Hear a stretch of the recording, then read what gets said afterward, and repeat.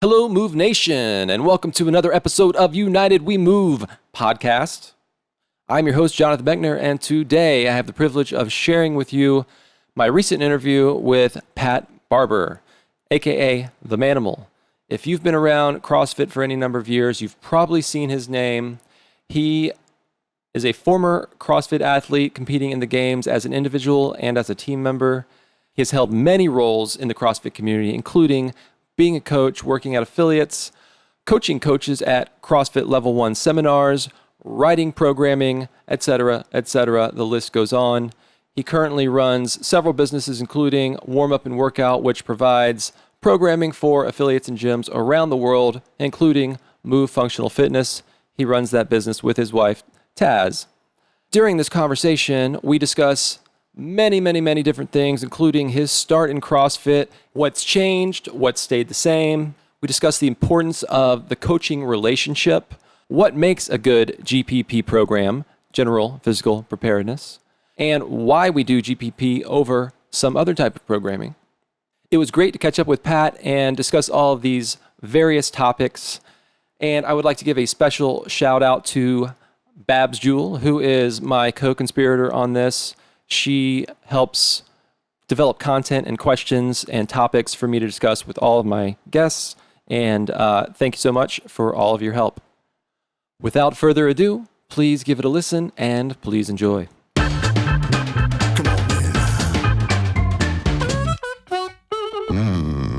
So again, thanks for coming on the podcast. I appreciate you being on, taking the time out. I know you got a lot of duties with the family and with the business and all, so I appreciate your time. I first met you in Santa Cruz, and this was a couple of days before the 2009 CrossFit Games. Okay, and it was at, I can't remember which CrossFit Santa Cruz it was. If it was west or south or north or...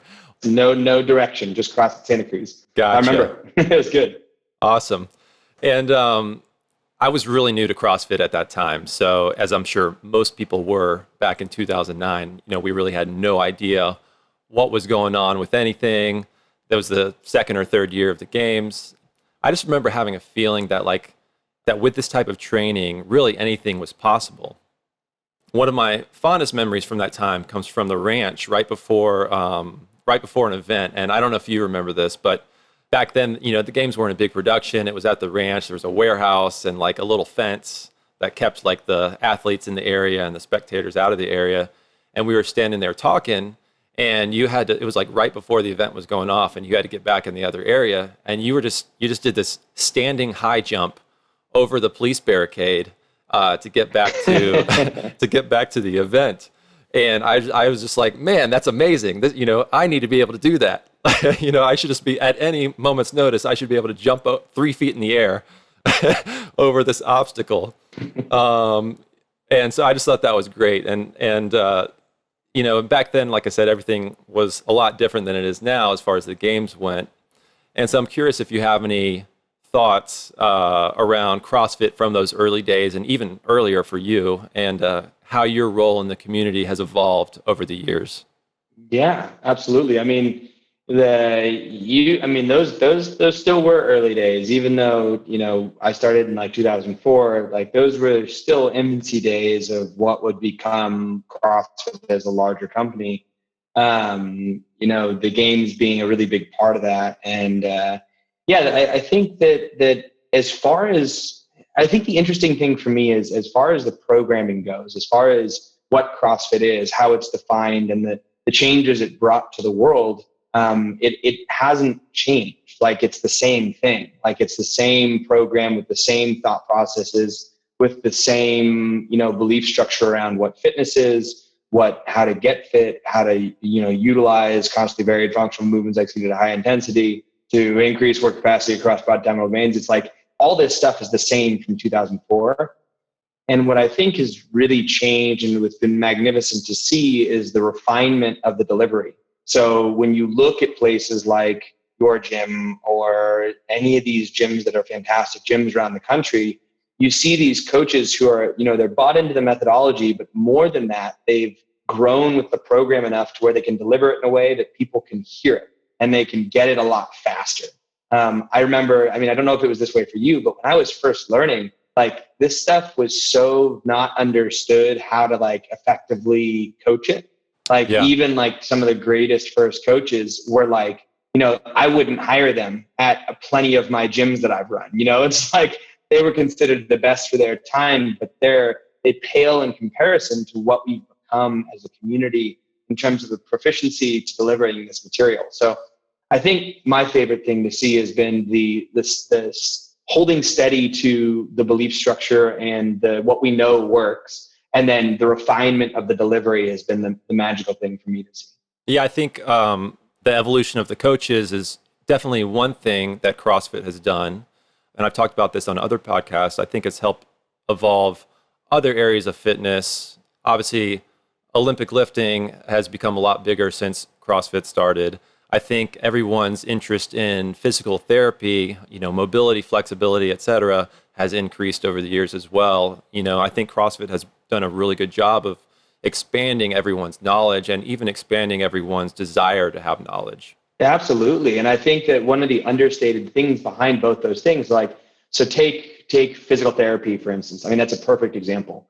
Is like people thought of physical therapy as a place that you go in when you get hurt versus a preventative measure to making it so you don't get hurt or so you can increase performance. And I think a lot of people are starting to see things like physical therapy. They're starting to see things like mobility and flexibility, not as just things that you do because you're tight. You do them so that you can be better at other things. So like CrossFit gives you the space to be like, I want to be good at that. And people go, okay, well, you're limited here, here, and here. And then they're like, great, let me go work on here, here, and here. And that's that gets people into powerlifting, that gets people into Oli lifting, that gets people into gymnastics, that gets people into physical therapy stuff, like mobility, yoga. They're like all these avenues that previously were like, okay, why would I do that? I don't want to be an Oli lifter, or I don't want to be a this. It's like in an effort to be better overall, a lot of people have started pursuing those and then found that they really love them. And some people dive headlong and just go full into that route. But I think for as much hate as we get from a lot of these specialist communities, like they better be thanking their lucky stars for the amount of attention that we've brought them. Right. It's always funny to hear when people complain about it. I'm like, okay, well, yeah, it's cool. I've loved to see the growth of and the passion behind those places. What are your thoughts, and you brought this up briefly, what are your thoughts on using CrossFit to train for something versus people who use CrossFit to train for CrossFit?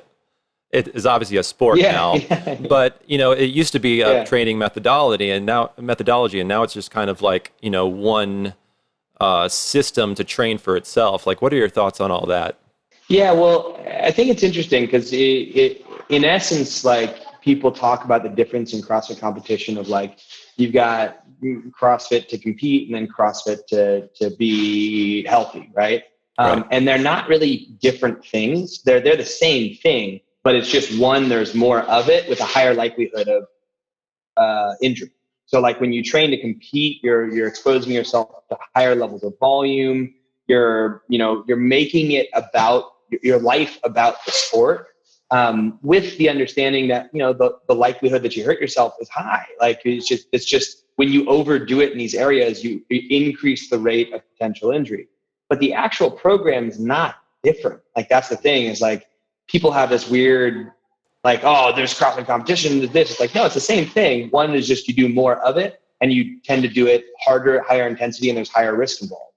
And I don't know if that's fully your question. I think your question is more around like, what do you think about people who just train CrossFit for CrossFit's sake? And I think it's like of the things that you could be doing, it's one of the best things you could be doing because it's like when you start, let's see, how do I say this? When you train for a specialty, you tend to overdo it in very specific places because there's a lot of repetition in most sports. So say I'm a football player or a soccer player or a surfer, like I'm going to do stuff that's specific to my sport and all my training revolves around that. And it's very one-dimensional. Whereas because the nature of CrossFit is you have to be good at everything, that even when people dive headlong into this is what we're doing 24/7, I'm just doing CrossFit. I'm like to be better at CrossFit, they inevitably end up getting better at life, because life's going to require you to do the things that CrossFit's training you in. So like the pure functionality of it is its saving grace, in the sense that even these high level competitors, when they stop competing and maybe they have these nagging injuries, they're at a super high capacity as a human to where they can still do everything that they want. Whereas when you have a specialist who's like, they're not good at everything. They're horribly unfit in certain areas of their life. And to live a capable life and do anything you want, like I want to go for a jog, or I want to go surfing, or I want to go play with my kids. It's like they have to then get to those places. Whereas you stop doing CrossFit at a high level, you just don't hurt as much as often. Yeah, I feel like the more you do CrossFit as far as like volume work for competition, I feel like the more you have to hit all of those areas of GPP more often. So it might come in the form of accessory work or whatever, but it's like people think, oh, well, I just have to do more CrossFit. Well, maybe that's true, but you actually have to hit every single aspect so you don't get out of balance. Like you're saying, you don't get sport specific within CrossFit, within doing one aspect of CrossFit.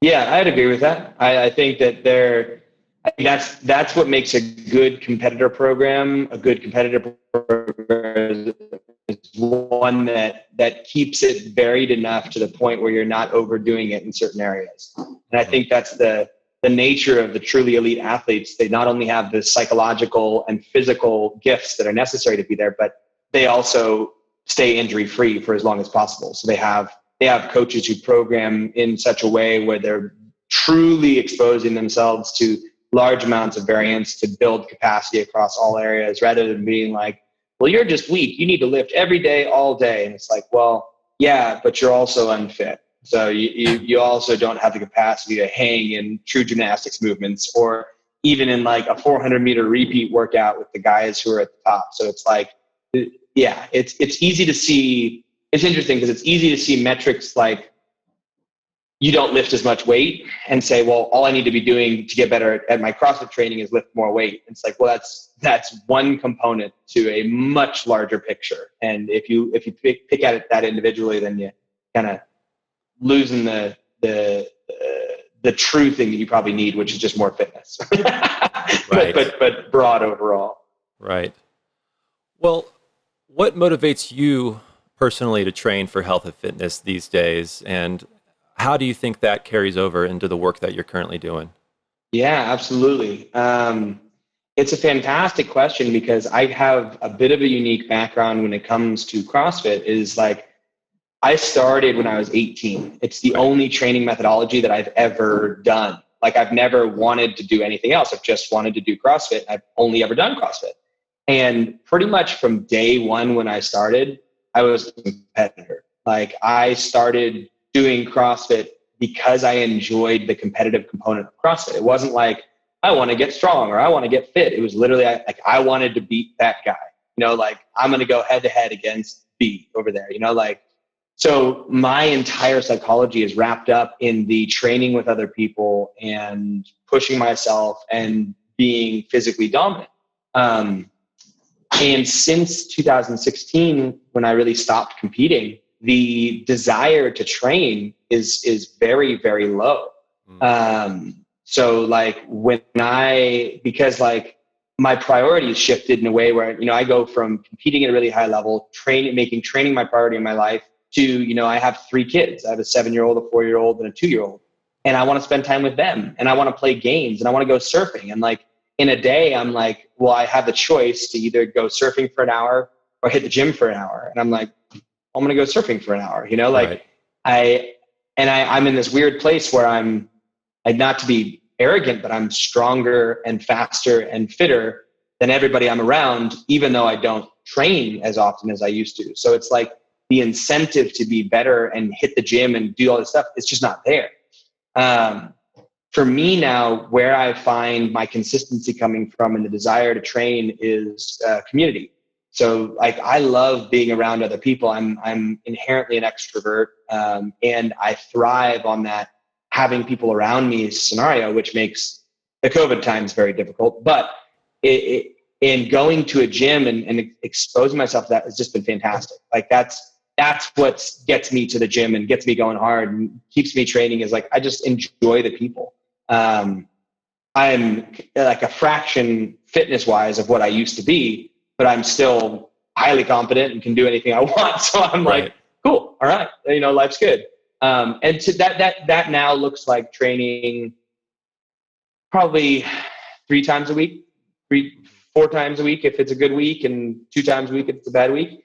And it's not like I sit on my ass the rest of the time. Like I'm surfing and playing hours and hours of volleyball, or I'm building my house and doing farming work. Like I'm very, very physical, but like getting in the gym and training is like 3 times a week. And I think another motivator for me is the 2 businesses we run being about coaching and coaching development. It's like I spent so many years that I know exactly what to say and how to do it. And but getting in there and watching coaches struggle, and watching a person deliver stuff, or getting out there and coaching a class myself, like stuff comes to mind that is very content related to give to other people. So it's good for our businesses for me to get in there and be a part of facilities. How does that philosophy transfer into warm up and workout and what you guys are offering to affiliates around the world? Yeah, I mean, my mindset around fitness and health is that the best thing that anybody could ever do for themselves, health and fitness wise, is step into a good CrossFit gym. Like I still think there are so many factors that go into play into a good space that make it so unique in the ability to create positive change in people's lives. And not just on like a physical level, but on a psychological level and like a deeply almost spiritual level, where it's like people come in with shit that they have to push through, and they find this like physical outlet for it, and they find a community around that, and they have that communities making better, food choices, and they're open to being vulnerable, because every day the workout's so hard that the only thing you can be is vulnerable. You drop your ego at the door, and you face challenges and you overcome those, and it's like there's so much positive change that happens within a CrossFit box that I truly do think it's like the best place you could take your health and fitness. And the things that I see and that what drives our business is that not everybody understands, to the degree that we do, exactly how you can deliver this and be as impactful as possible. And I think as a coach, the less things that you're thinking about, the more present you can be with the people that have directly in front of you. And those relationships that are built there are one of the most impactful things. So what we do with Warm Up and Workout is essentially take away the what to do. Like, hey, like trust us. We know what to do. Like put your belief in what we're going to deliver and allow you to deliver. And then figure out the best possible way to deliver it to your people. And I think it plays a lot to the type of psychology that I have, whereas like I love the act of delivering the material. I do not love the act of sitting down and writing the material. And I don't do that for Warm Up and Workout. I mean, my wife does that. She's the real brains behind what we do. And she is so fantastic at structuring it and writing it. And she's just amazing. And then I can look at that and go out and be like, okay, let me make this magic for the person who's in front of me. So we basically wanted gyms around the world to be better gyms and deliver amazing content in a way that keeps members for years and years and years and years. And that's what we do. And so like everything we do as a company is geared towards just getting the brains of members and gyms and making it so they can not have to think about certain things and start just thinking more and more and more about their people. So there's something that I fight where either current clients or old clients or potential clients, they think they're coming in for a workout, right? They think all they need is a CrossFit workout. And there are millions of CrossFit workouts for free all over the internet. Oh, yeah. And even good programs are often cheap. And so I have to try to convince someone or, let them understand that what they're actually getting is a coaching experience or a coaching relationship. And like I said, all of those programs are free all over the world, or many of them are. So what motivated you guys to get into this sphere where you're providing programming for an affiliate for a client? Yeah, I mean, it's a great point because I wholeheartedly agree with you. And I think programming, you can find amazing programming for free everywhere. And I think we're actually almost to the point where there's so much out there that it's hard to choose. It's hard to really know as a consumer what's good and what's bad. So I think there can be an argument made there where it's like when people come to you and they've heard their friends talk about what you do, they're like, okay, the workout's really good and I can trust this place. But I think, again, like you're saying, I will double down and agree with you that the experience that you give that person, that relationship that you build, that's what people are paying for. Like if it were as easy as just knowing what program to do, everybody in the world would be fit. Right. It's just simple. Like, again, like a good program is not hard to write. It's relatively easy, but it's very, very difficult to stay consistent with and to deliver in a way that can be heard and to, truly can come back day after day after day. So I think, as you're saying, people come for that relationship. They come for a coaching experience. They pay you a lot of money for something that they could get for free. They 100% could not get it for free. They could get the written word for free, but that'd be like, I don't even know that'd be like, well, why would I ever go to a concert if I could just, listen to it on YouTube? And it's like, well, Or what sing do you the mean? song Like, yourself. there's a totally different experience. Well, yeah, you can sing. Yeah, I sing the song myself. It's like, well, what do you mean? Like, it's not a comparison. These are two different things. But there'll always be people who will never go to a concert. Like, no, I'm just going to listen to the CD. And you're like, you just got to say thumbs up, go for it. But at the same time, I think the reason that we're in the business that we're in is we do believe that the program that we offer, it was interesting actually. The program that we offer, we originally came out and a lot of our marketing was like, programming for an affiliate is not rocket science. It's not super hard to program for an affiliate. What we're selling is a lesson plan. We're selling this really detailed coaching notes, years of experience that we put into structuring classes and delivering effective stuff. And like, that's what we're selling. And we just kind of sloughed off the programming. And then I've seen over the course of the last 4 years since we've been a company, there's a lot of people selling programming that sucks. And it blows my mind. Like, these people who are in our space with giant megaphones that they can speak from, just selling stuff in order to make money rather than in order to impact people positively.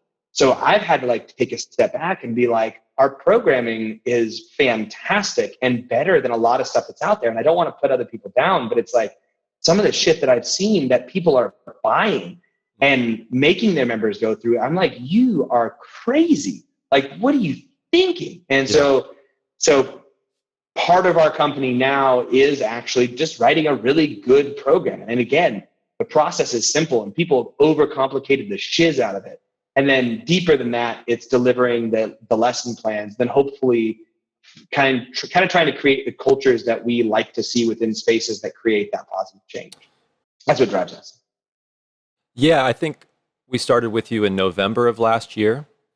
And I originally went with you because our philosophies are very similar. I mean, I was writing very simple CrossFit style workouts for a long time. So I felt like the transition would be pretty simple and it was going to save me time because I didn't have to write those workouts anymore.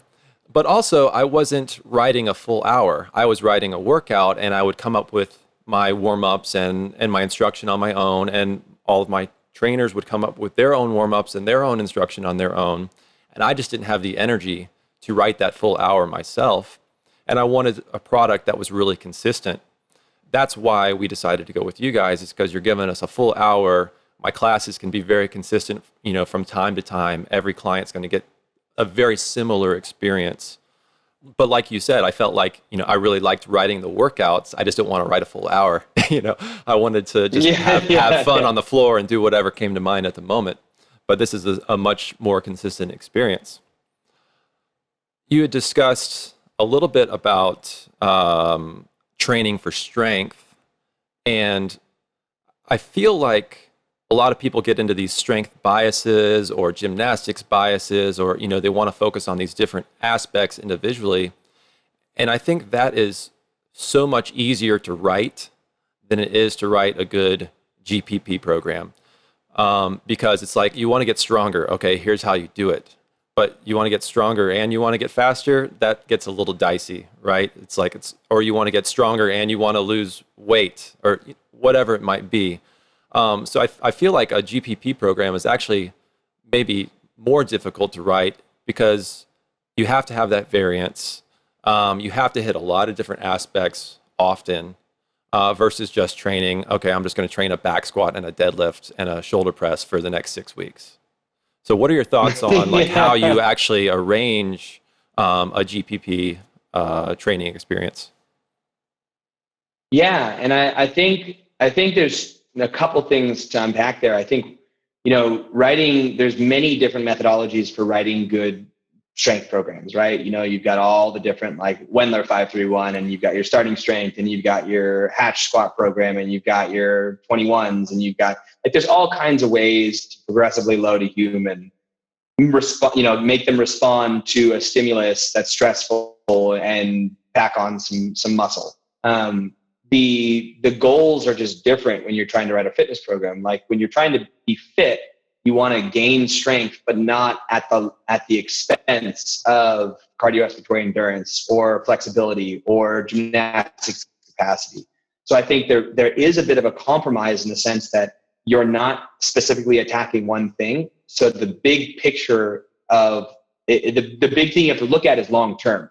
So I think a lot of programmers, they program really short term where it's like, well, by the end of this 6-week period, are these people going to be X, Y, or Z? And you have to be like, well, at the end of this 10-year period, are these people going to have constant improvement across the board with the programming I'm delivering? And a lot of strength cycles won't do that. They're not supposed to be done over a 10-year period. They're supposed to be done over a shorter period of time with very specific volume. And the only intended adaptation is strength. So I think one of the biggest mindset shifts for people programming GPP over just like a linear-based strength program is just looking longer term. You're like, they're not trying to peak for anything. They're not trying to go to a sport. They're not kind of like, so we can actually have a little bit more of a relaxedness about how often they're exposing themselves to maximal loads or 80% plus type of programming. And understand that the human body is like, the way it responds to stress is it gets better. So we just try to stress it in a bunch of different ways. And I think that the arguments against doing what we do is like, you're never going to get that strong. And it's like, we've already proven that that's bullshit by looking at the people at the end. And like myself, never done a linear based strength program in my life. And I outlift most people who compete in the 77 kilo weight class in like at nationals. And it's like, yeah, I mean, you can get plenty strong by using your body through space and stressing it in all these different ways. So taking your head back and just looking longer term, I think, is one of the big programming things you have to do. I think the other thing that you have to do is understand that often you're not programming for an individual. So when you talk about affiliate programming, a lot of people who program for an affiliate, they pretend that they're programming for a person, right? And they're also pretending that they're pretending for this, that this person's doing all of the workouts that they're programming. So they're like, okay, I'm going to get this in and I'm going to smash it here. And then this, and that's going to vary from day one. And then this is going to vary from and like they get wrapped up in how to vary from day to day across a 7-day period. And they forget that like, we need to think longer term. We need to think 10 years. We need to think even the course of a month. And you have to understand you're never going to get the same kind of consistency with a person coming into an affiliate that you would from an elite level competitor. You can't control every little metric. You have to understand that each day has to kind of exist within itself, and it has to make sense within the month, and that month has to make sense within the year.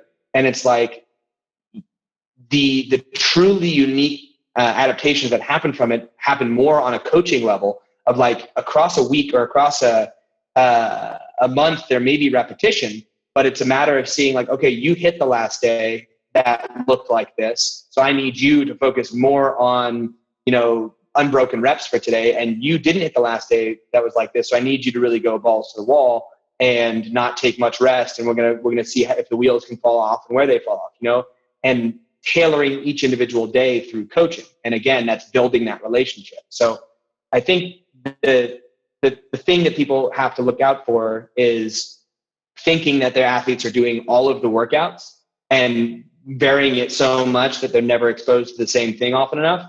And then letting go of the fact that you can't control overall volume, and be happy with when people show up, and make sure that you're dosing them with whatever is on offer for the day for the individual. Could you explain a little bit your philosophy on constantly varied, and maybe how that differs from what people think it means, which is, random or... Yeah. I mean, and this is something we give at the level 1. So constant variance is a way to vary up the movements and loadings and time domains that you're doing that allows you to get better at different movements, time domains, and loadings, right? And variance is an intended plan and guideline for getting good at everything. So if you want to be good at everything, then you have to program little bits of everything so that you are never faced with something that you're not going to have some capacity in. Now, random is different than that. Random is not at all what we're trying to do with our programming. Random would be like just pulling a number out of a hat and doing a movement associated with that number.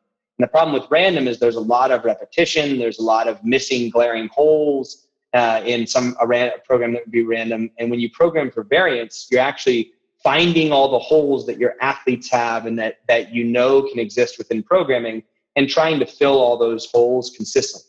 The goal is to basically have a program that has the fewest amount of holes. And that's varied versus random. And the thing that where I get a little bit fired up about is that people vary to the point of weirdness. So like, they'll be like, well, I'm going to vary. Like, you guys never do Bosu ball training. That's not varied. And it's like, well, you have to look at overall impact of movements across what you're doing. And we have a very specific set of movements that we do that are the functional movements. And there's a lot of them, but we want to pick movements that have a huge impact. Just because we have limited time with individuals, we use big barbell movements often. We use big gymnastics movements often. So we use these movements that have a high power so we can have a quicker adaptation. And the problem is some people get lost in the nuance, and it's like, well, you guys don't do enough Turkish get-ups during your workouts. And you're like, well, there's a reason for that. Like, Turkish get-ups are great in a warm-up, but they're going to slaughter intensity in a workout. And if you're doing Turkish get-ups at the expense of the major lifts, then you've blown it. Like, the major lifts are going to give you a lot more in terms of the physiological adaptation with regards to fitness that you're looking for. So variance isn't like just do everything. It's also not just do random shit. It's like, do the things that have the most impact most often and that have the most amount of coverage in different areas. And then always be sprinkling in new exciting stuff to help people get exposed to that. But those new exciting things are an effort to get better at those new exciting things, not necessarily a way to completely, I don't know, like change the program. Like, oh, we need to find a lot more sliders left and right, the skiers back and forth. It's like, well, that's fun to do occasionally, but it's not something we should do every day. It's the same thing with accessory work. Like, accessory work should accessorize an already competent program. Like, it should never take the place of other movements that are the main source of the program. Something that should be an accessory to. And I think people get lost there, and they go to one seminar that some guys like, this is how you do it. It's sandbags all day. And you're like, yeah, fucking sandbags are cool. But you like, don't all day would be a mistake, because it's at the expense of other things that could be more impactful to your fitness. How do you, and maybe this goes back to just the coaching relationship that you discussed briefly. How do you see goal setting for an individual fit into a GPP program at an affiliate?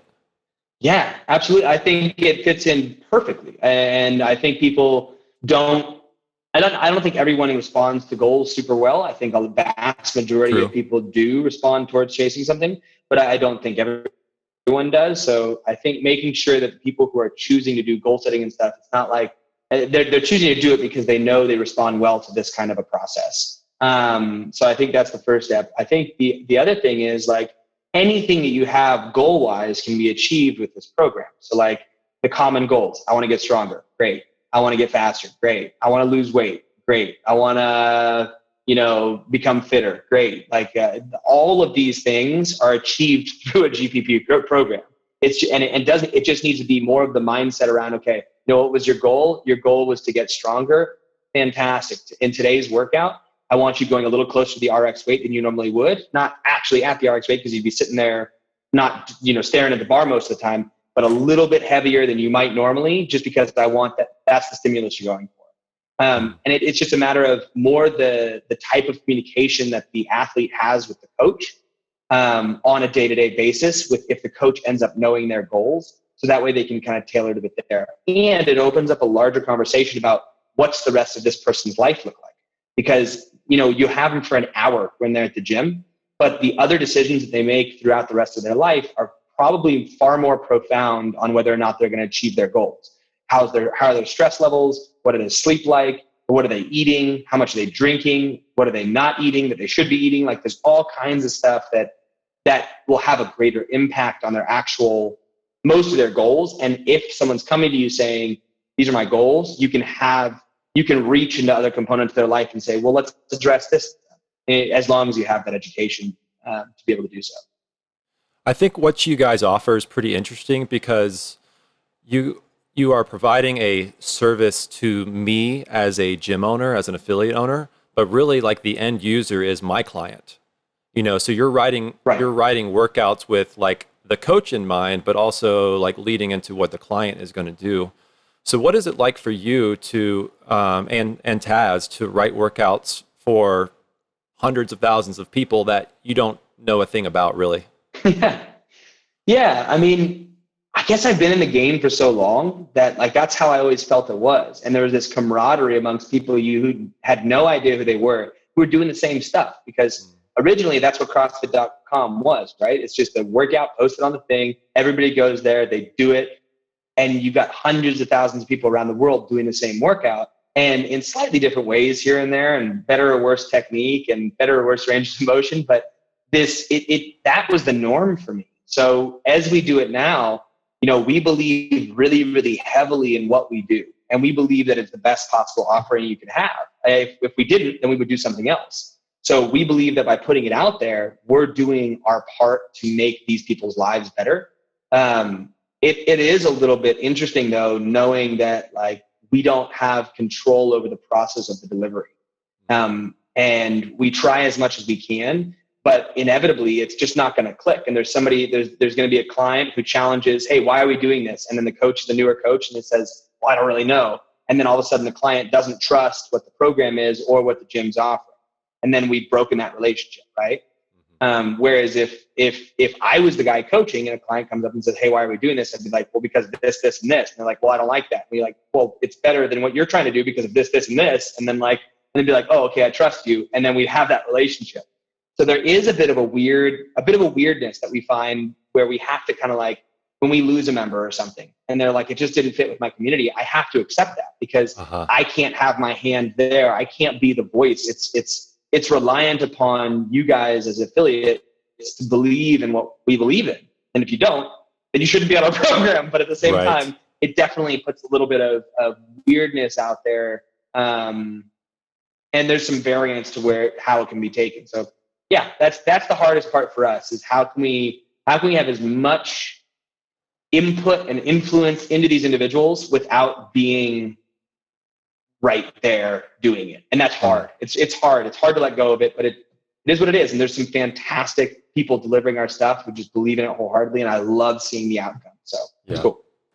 Yeah, I think, you have to have buy-in from the affiliates and those coaches just as much as the coaches have to have buy-in from their clients, and we'll often see a client go to another gym because they think they need a different program, like I was discussing, where really there was just like a breakdown in the relationship between the coach and the client. Yeah. That's my favorite. I've been here for like 7 days. I just don't feel like it's working. It's like, what? Yeah, absolutely. What are you talking about? It's been 2 weeks. I don't have a six-pack yet. Oh, yeah? Mm-hmm. But I think you can take that as a coach on yourself, is like, if someone gives you the opportunity to coach them for one session, they should be so blown away by that session that they will be forever remiss if they go for another coach. Like that's whenever I had people in my gyms, it's like, it's not maybe it originally was me trying to be better than all the other coaches, because that's how my mentality works. But it was like, I want people to walk away from a class with me being like, well, my coach sucks. And like, and not in an effort to make their coach feel bad, but just them to be like, that's what's possible. I need to always find people who are going to give me that. And I think you can do that. I think you can do that in one session with almost anyone. You can really give them what they need to hear to feel taken care of, to feel, work, to feel like what you're talking about. It's possible, but it takes a lot of effort on a coach's part. But I think that's where true magic happens. So.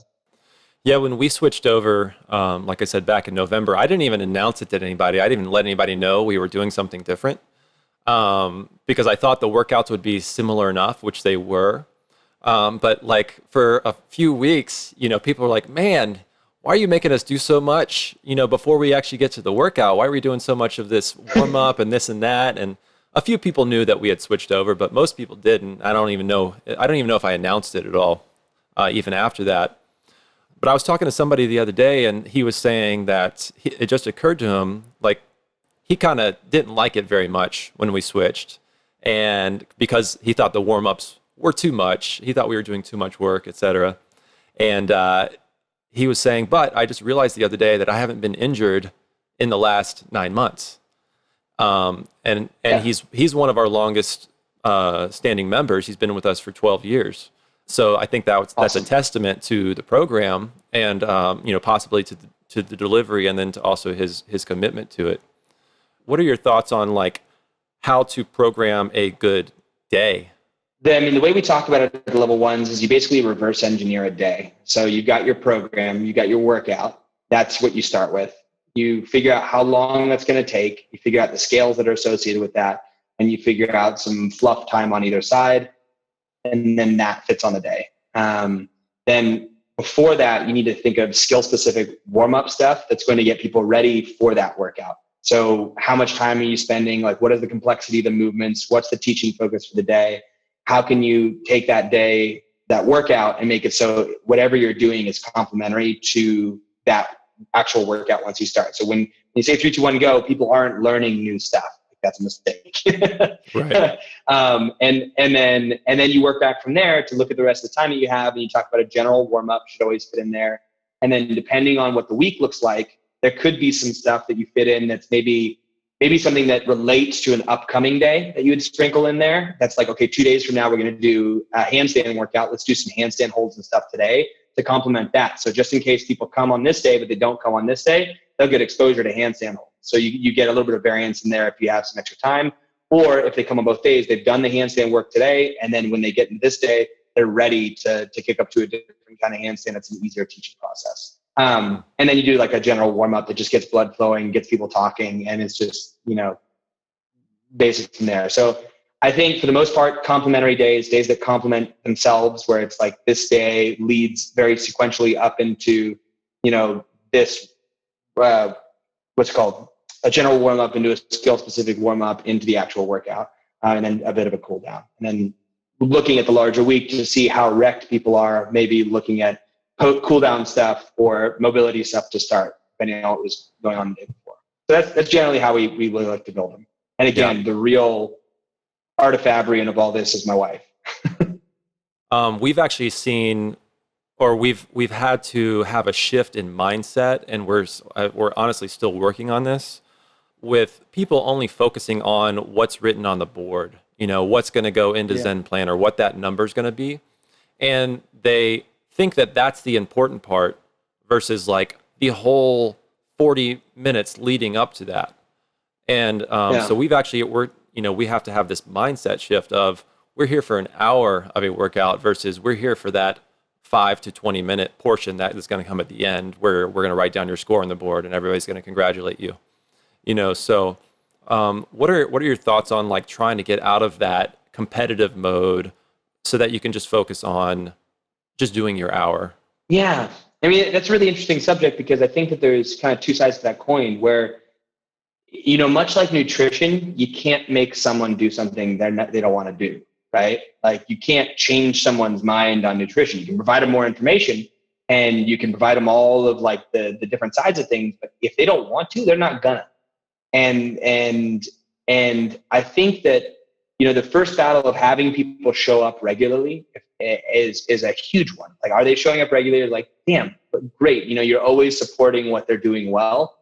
And then, not necessarily downplaying their success when they get these workouts and they do other stuff, but just letting them know, like, keeping people in check with the whole class. And I don't think that needs to be at the expense of the person of like, who slacks off, during the rest of the section and then just goes really hard in the workout. But you just got to make sure that fits within the greater thing. Like, you're not pandering to it as a coach. You're not also sitting over and talking to them the whole time, or letting them get away with it, or anything along those lines where it's detracting from what everybody else is doing. And if it was truly something that was negatively impacting the gym or the person, like if the person's like, well, I never feel warm when we get to the workout, you're like, well, let's talk about why that is. Like, if it's truly negatively impacting who they are, then you can have that conversation and let them know. But I think that my personal opinion on that is like, you're not going to make someone do, like, you can provide the space, you can provide the content, and you can keep everybody else on task. But if someone's like, they're kind of half-hearted doing the rest of the stuff, but they're there every day and they're smiling and they're an influence the community in a lot of good ways, I'm okay with it. Like, I like this, remember, like, it's a long-term game. So if they're coming in doing what we need to do for the vast majority of it, and they're getting the workout, which is one of the more important parts of it, like that is, and there is a mindset around that, but as long as they're not detracting from everything, and that's the other side of the coin, is like, if they're detracting from your community, if they're distracting other people, if they're making it so the coach is having a harder session, if they're not listening, if they're creating a bad culture, then it's like, okay, let's just sit down. Like, after class, hey, do you mind if we have a coffee, or can we have a chat, and just like let them know openly and honestly, this is what's happening when you do this. And this is why it's bothering me. And I want to know what I can do to make it so you take the rest of the class seriously. Something like that. So with 2020, obviously we've got the COVID pandemic, and many affiliates. What COVID pandemic? Well, you're on a farm out in Santa Cruz. You don't know anything. But many affiliates have had to shut their doors for a period of time, and we were lucky that we switched all of our clients over to online coaching, and we were delivering them workouts via email or phone or however, and they were doing them in their houses. And obviously you guys switched your programming up a little bit to accommodate people working out at home, or at least not in a fully equipped gym. So how has that shift been for you guys? Like I said, you provide a service for us that we provide for someone else. So like, how has that shift been for you guys over the last few months? It's been rough. I mean, obviously, I think everyone globally is going through some really heavy stuff, right? So it's not just like us. And I think, considering we're better off than most, we have to but that being said, like, people that we're directly working with are having their entire lives turned upside down, and like things that they've invested everything into just shut down completely. So it's been really hard, and it's been really sad to see some of these spaces that just, like, for whatever reason, are just not in a place where they can do that, like where, like, you'll have guys like you who shifted and pivoted to online and made it work, and you're getting through it. And then like, when outside classes are open, you can do outside classes. It's great. Then you get people who are in like these, busy city areas that have a small square footage, and it's like, they're probably never going to open again, like, just because the reality of where they are, what they had, it's just, they're never going to open. So It's been heartbreaking to see some really good mindsets on people not able to push through these times. But at the same time, like, we feel like we pivoted really well, really fast, and tried to offer people a way to deliver meaningful content. And now it's just a matter of like keeping people engaged and motivated. And I think that is the key moving forward, is like, we got to get dirty. We got to get grindy, like not just us, but affiliates. It's got to be like, what can we do to get in people's spaces? Because more than anything, people need health, they need training, they need relationships. And that's all three things that you provide that it's really hard to want to, like, it's really hard to get out of people right now, because people are feeling so burdened by everything that's happening, but financially, politically, like there's a lot of stuff out there. So how can we bridge these gaps and find ways to get into people's lives? And that's what we're constantly dealing with right now. Yeah. Yeah, I think this whole thing brought up, like you said, it showed the importance of that coach-client relationship. It showed the importance of the community. And I think for us, it allowed us to dig into that even more. So it's like, yes, this pandemic sucks and we had to shut down, but we offered a really freaking awesome service during that time. And, it brought us closer to our clients. And, Awesome. it showed how some things aren't so important and some things are important. And so like priorities came to the front, that we were able to focus on a little bit better. Awesome. Well, I know you've got stuff to do. You got family to tend to. I appreciate you for coming on the podcast. Is there anything you'd like to add that maybe my members would like to hear? No, man, just keep kicking ass. It's like, it's really cool to see you guys out there supporting gyms and supporting especially our gyms and our people. And you've obviously done a great job, Jonathan, of building a community where that's the case, and you're continuing to offer something rad. Another thing, it's just great to see you again, man. It's been literally, it was so long ago. And it's when you first popped up as a member, I was like, no way. Like, it's been years, like 10 years. It's awesome. Been a while. So pumped to have you, man. And whenever you want to come out here, come hang, sit on the farm, take a swim in the pool. Yeah. All right. I appreciate it. Thanks again for coming on. And hopefully we'll talk to you soon. Sounds good, brother. Thank you.